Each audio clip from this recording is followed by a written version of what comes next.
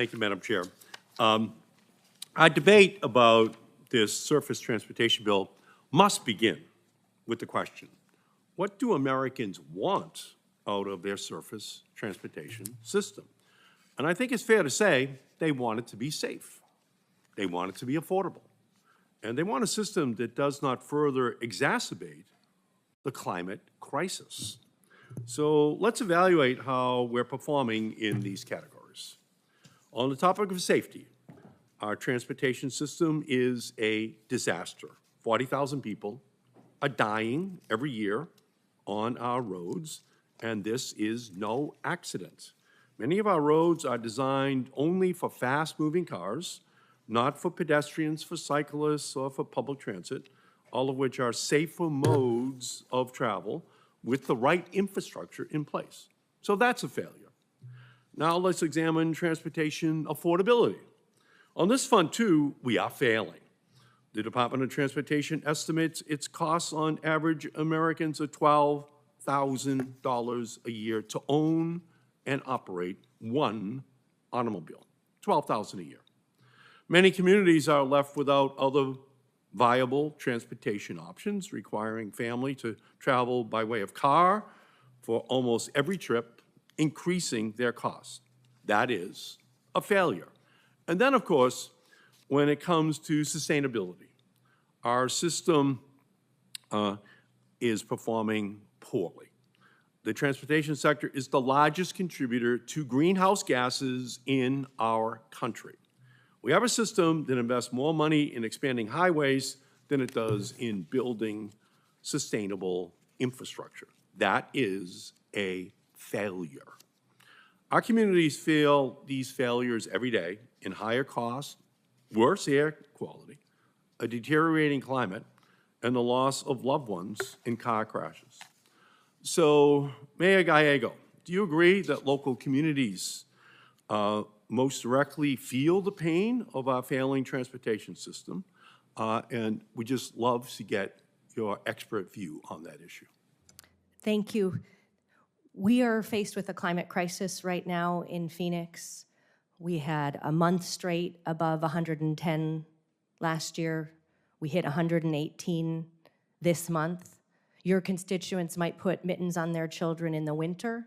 We sometimes do it in the summer because a seatbelt buckle can burn your hand. So we need to make sure 118 is hot enough. It is too hot, and we have to make sure that we address this. We have to design a transportation system that is resilient. We need the right building materials for our roads. We need to make sure our transit hubs have shade and are comfortable so that people can be safe while using it. So we really appreciate your leadership on this. Yep. And we're seeing it as well in New England. The Gulf of Maine, we call it Boston Harbor. After the Arctic, it's the second fastest warming body of water in the world. So we're seeing it, and it's setting up conditions for a catastrophic storm, for absolute disaster. So we're seeing it. No one can escape this.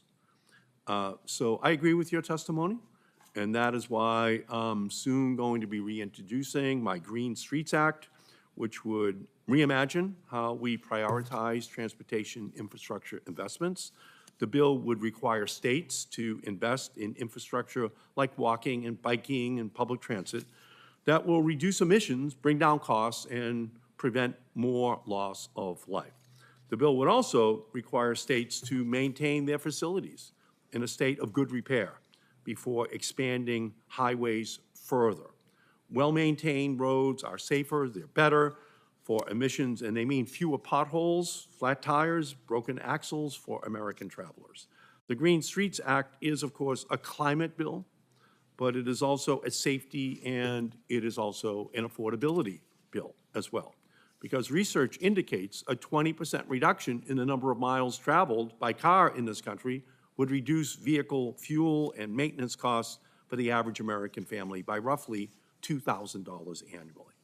Even more importantly, the same reduction in miles traveled by car would save 180,000 lives by the year 2050 in our country. If there's anything more American than an automobile, it's consumer choice. and American families deserve a publicly funded transportation system that affords them the choice to travel safely, affordably, and sustainably. And I look forward to working with my colleagues on this committee, with you, Madam Mayor, with all concerned citizens in our country to ensure that the next surface transportation bill addresses these issues. Thank you, Madam Chair. Well, thank you. I think we're coming to the end of